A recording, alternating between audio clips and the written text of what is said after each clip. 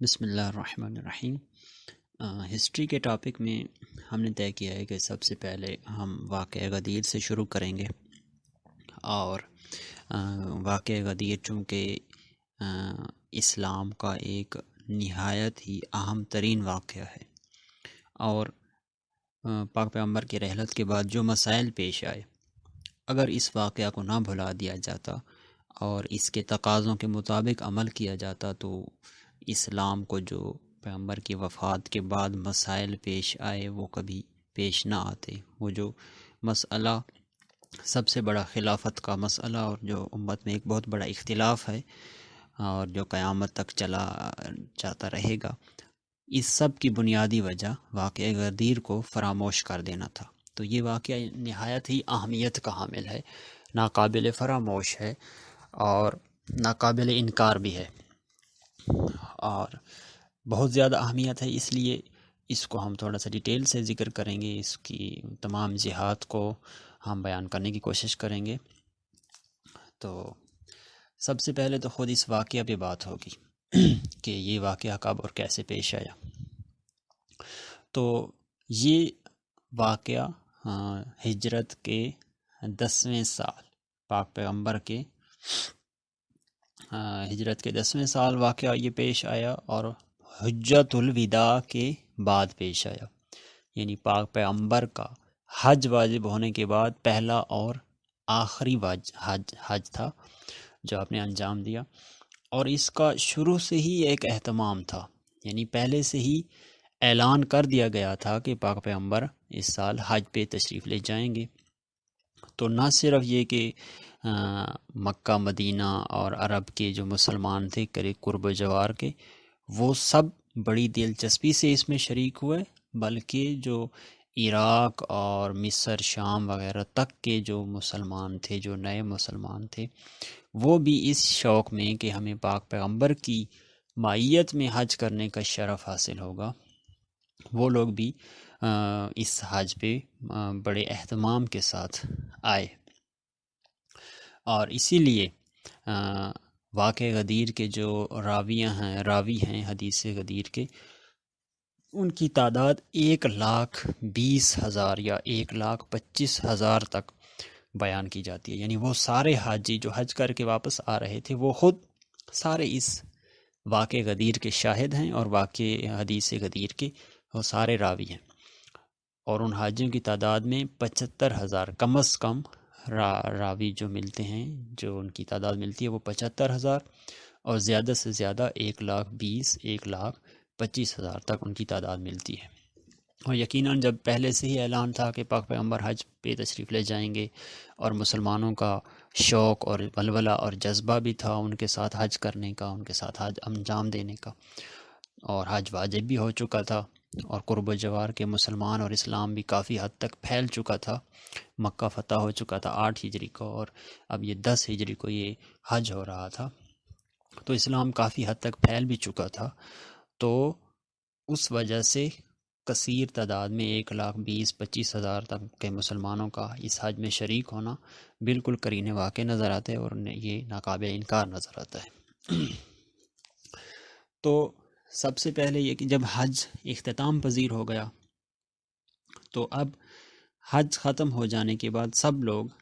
اپنے اپنے علاقوں کو واپس آ رہے تھے، اور یہ ان کا راستہ ایسا تھا کہ جو غدیر خم کا مقام تھا، یہاں تک اتفاقاً وہ سارے قافلے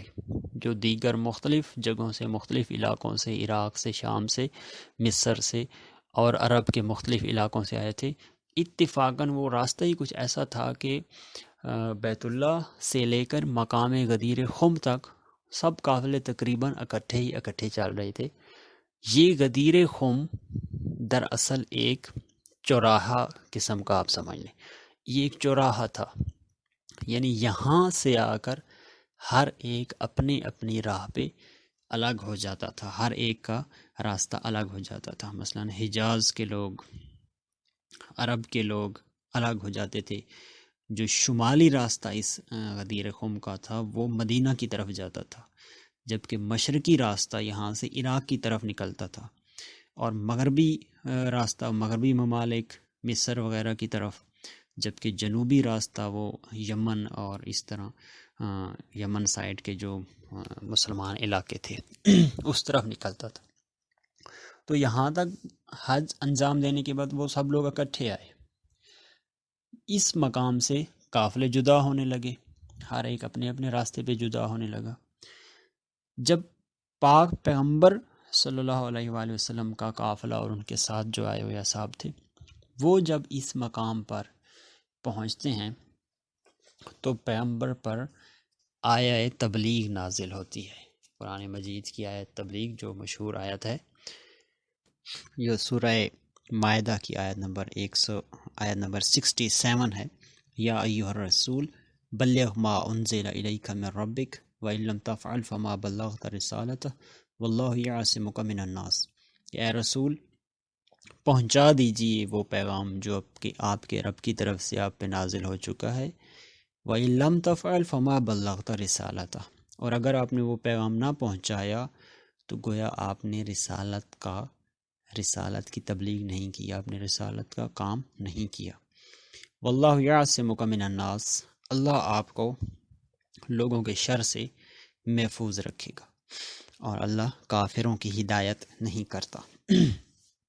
جب یہ آیت مجیدہ نازل ہوئی اور آپ غدیر خم کے مقام پہ اس وقت پہنچ چکے تھے،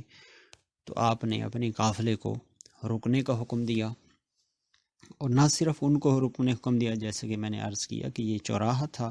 کچھ قافلے جو ہیں وہ آگے نکل چکے تھے اپنے اپنے راستوں پہ، اور کچھ ابھی پیچھے رہ گئے تھے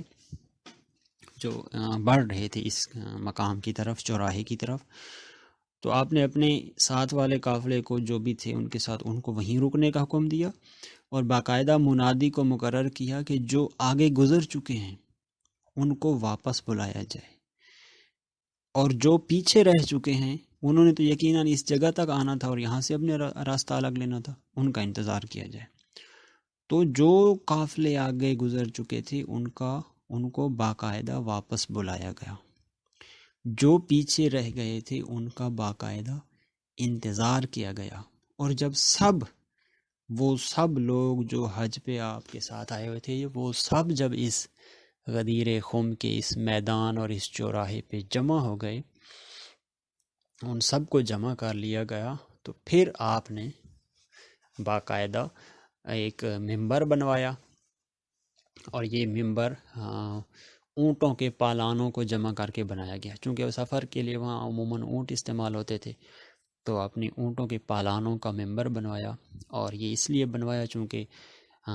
تعداد اگر 1,20,25,000 تک ہو اور میدان بھرا ہوا ہو عوام سے،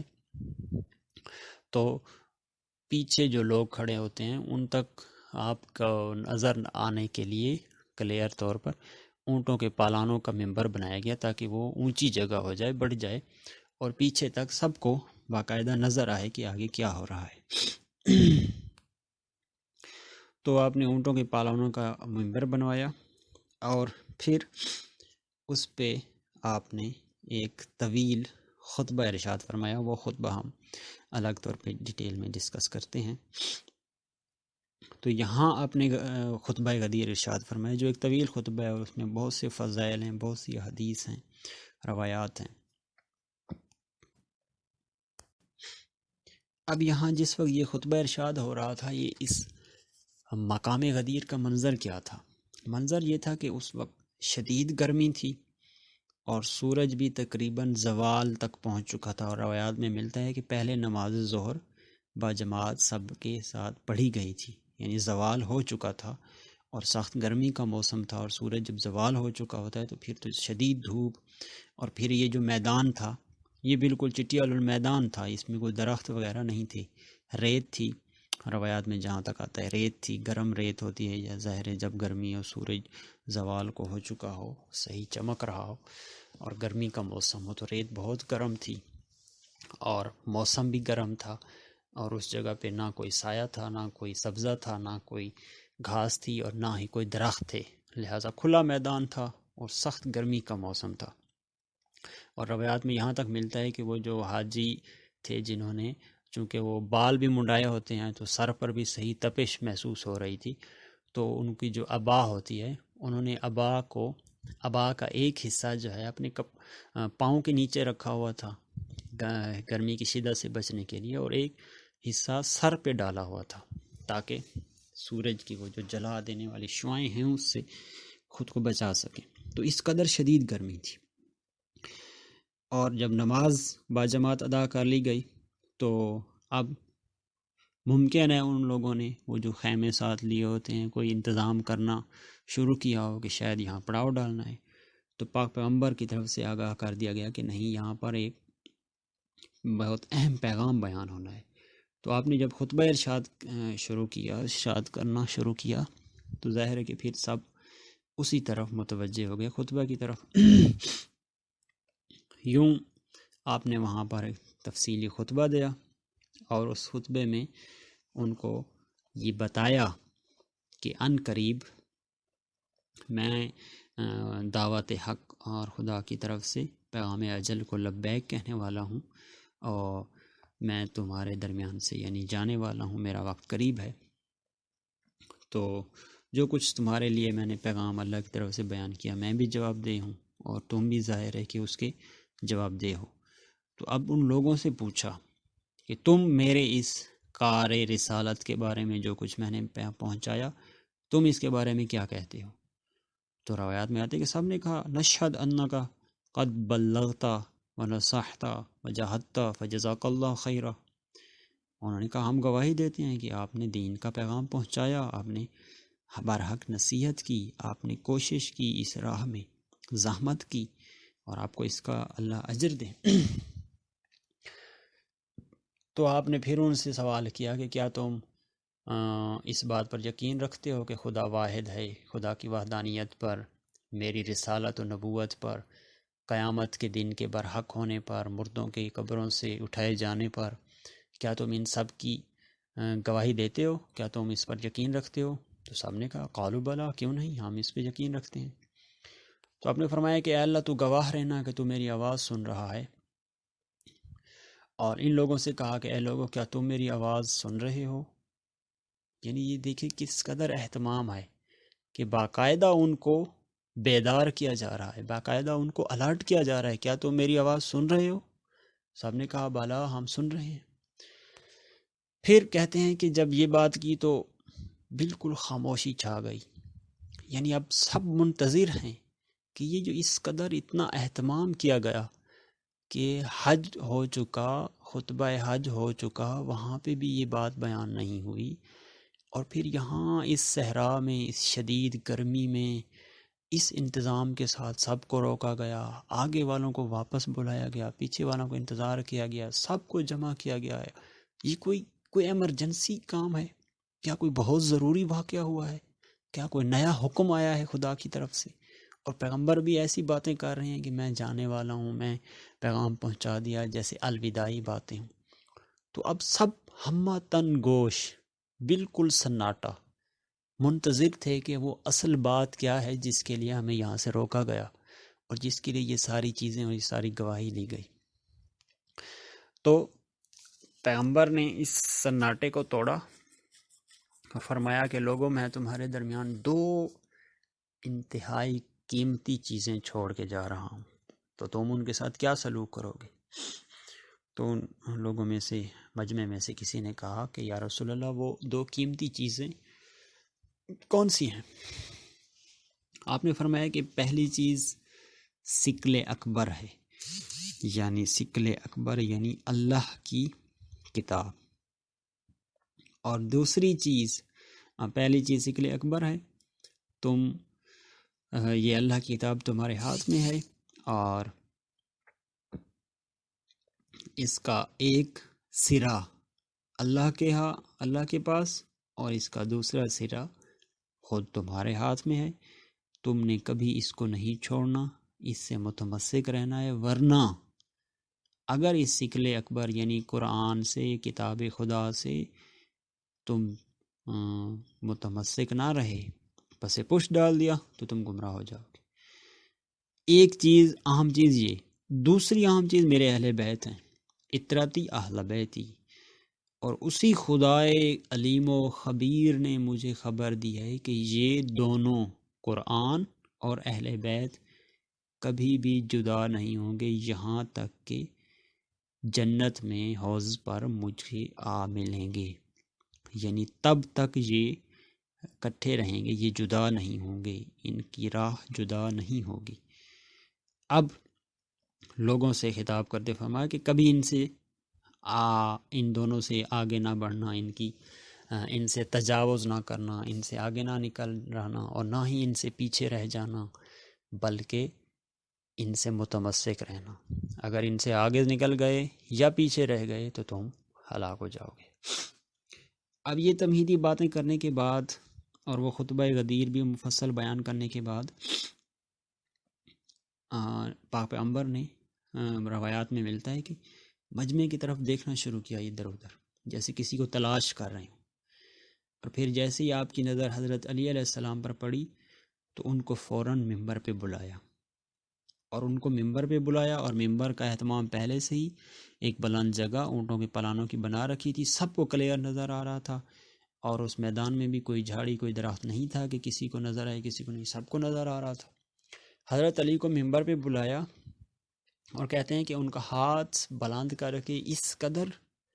اوپر بلند کیا کہ آپ کے اور پاک پیغمبر کی دونوں کی بغلوں کی سفیدی نظر آ رہی تھی، یعنی اس قدر ان دونوں کو ان کا ہاتھ ان کا ہاتھ اپنے ہاتھ میں لے کر بلند کیا۔ تو اب سب کو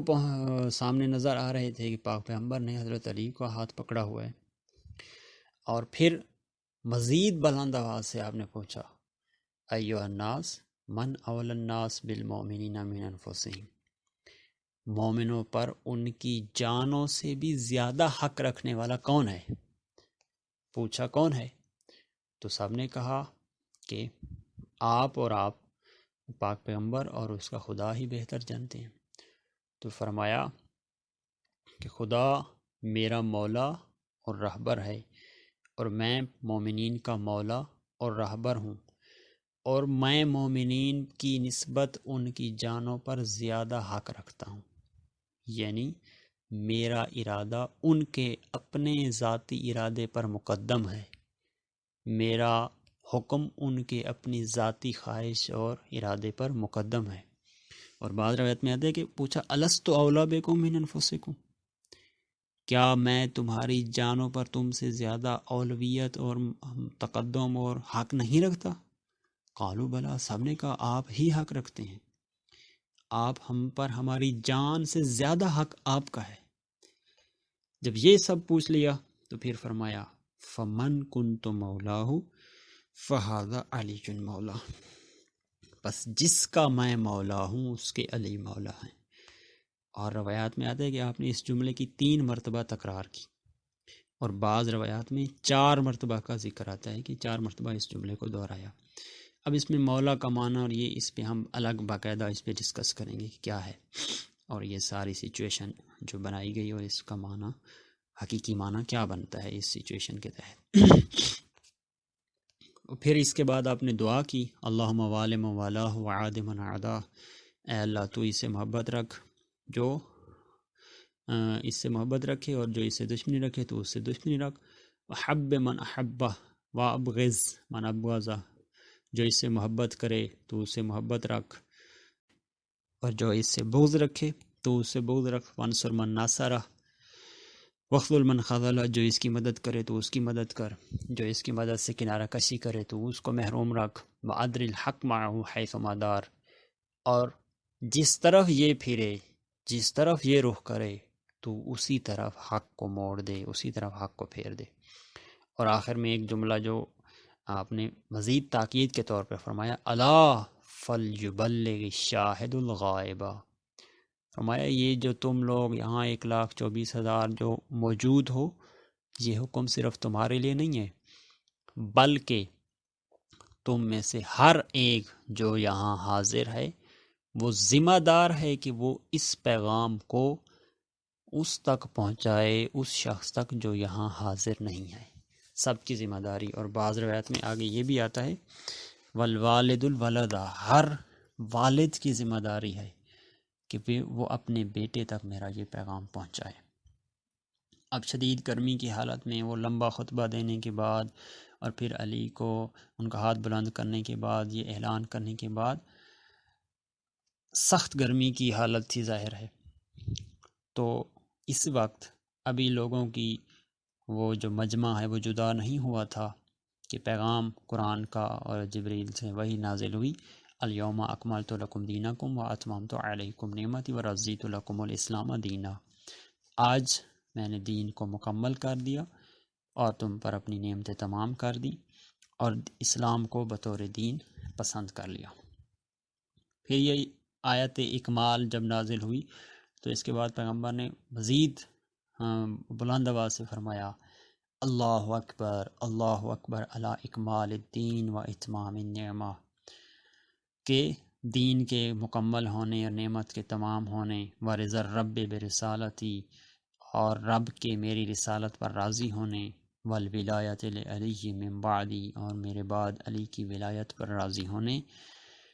پر اللہ اکبر یعنی خدا کی کبریائی کا اعلان کیا۔ اب یہاں پر جب یہ اعلان ہو گیا تو باقاعدہ طور پر پاک پیغمبر نے حضرت علی کو اس ایک خیمے میں بیٹھنے کا حکم دیا اور سب کو کہا کہ جا کر حضرت علی کی بیعت کرو۔ اب یہ ساری چیزیں بعد میں عرض کروں گا کہ یہ ساری چیزیں، یہ سارے واقعات خود دلیل بن رہے ہیں کہ یہاں جو آپ نے مولا بنایا تھا اور یہ جو اعلان ہوا تھا، یہ سارا اہتمام ہے وہ آپ کو اپنے بعد اپنا جانشین بنانے کا ہے، یہ کوئی عام اعلان نہیں ہے، یہ ساری چیزیں اسی کی طرف نشانی ہیں۔ تو فرمایا کہ جا کر بیعت کرو، اور کوئی بندہ یہاں سے نہیں جائے گا جب تک کہ وہ بیعت نہ کرے، یعنی ان سب کے لیے بیعت لازم قرار دی۔ اور پھر روایات میں ملتا ہے کہ لوگوں نے آپ کی بیعت کی اور 3 دن تک بیعت ہوتی رہی۔ ظاہر ہے اس قدر 1,24,000 کی تعداد ہے تو 3 دن تک باقاعدہ وہ بیعت کا سلسلہ ہوتا رہا، یعنی وہ قافلے 3 دن تک اسی جگہ غدیر خم کے مقام پہ رکے رہے، بیعت کا کام جب تک مکمل نہیں ہوا وہ یہاں سے نہیں گئے، تو 3 دن تک آپ کی باقاعدہ بیعت ہوتی رہی، اور اس میں یہ سارا جو ہے آپ کے بیعت کرتے رہے، اور اس میں بھی بیان ہوتا ہے وَسَلِّمُوا عَلَىٰ عَلِيٍّ بِإِمْرَةِ الْمُؤْمِنِينَ، فرمایا بیعت کرتے وقت جب علی کو سلام کرو تو امیر المومنین کہہ کر سلام کرو۔ یہ بھی وہی دلیل ہے کہ آپ کو اپنا باقاعدہ جانشین مقرر کر کے جا رہے تھے۔ تو وہاں پر بیعت میں روایات میں آتا ہے کہ حضرت ابوبکر اور حضرت عمر بھی شروع میں سبقت کرنے والے تھے بیعت میں، اور بیعت کرتے وقت ان کے الفاظ بھی تاریخ میں مشہور اور مذکور ہیں، بخیم بخین لک ابن ابی طالب، اے ابو طالب کے فرزند مبارک ہو اصبحت و امسیت مولاي و مولا کل مومن و مومنۃ، آج کے دن سے آپ میرے اور تمام مومن و مومنہ کے مولا بن گئے ہیں۔ اور پھر روایات میں ملتا ہے کہ ابن عباس نے کہا کہ بخدا یہ جو عہد و پیمان ہے، یہ جو عہد لیا جا رہا ہے، یہ جو بیعت لی جا رہی ہے، یہ ہر شخص کی گردن پر باقی رہے گا، یعنی ہر شخص اس کا ذمہ دار ہوگا کہ وہ اس عہد و پیمان اور اس بیعت کو پورا کرے۔ تو یوں آپ نے وہ باقاعدہ اعلان کیا غدیر خم کے مقام پر امام علی علیہ السلام کی ولایت کا۔ تو اب اس کے مزید جو پہلو ہیں، خود اس میں لفظ مولا کا معنی اور تواتر روایت وغیرہ ہو جس سے اس واقعے کی اہمیت واضح ہوتی ہے، تو اس پر ہم انشاءاللہ بعد میں گفتگو کریں گے۔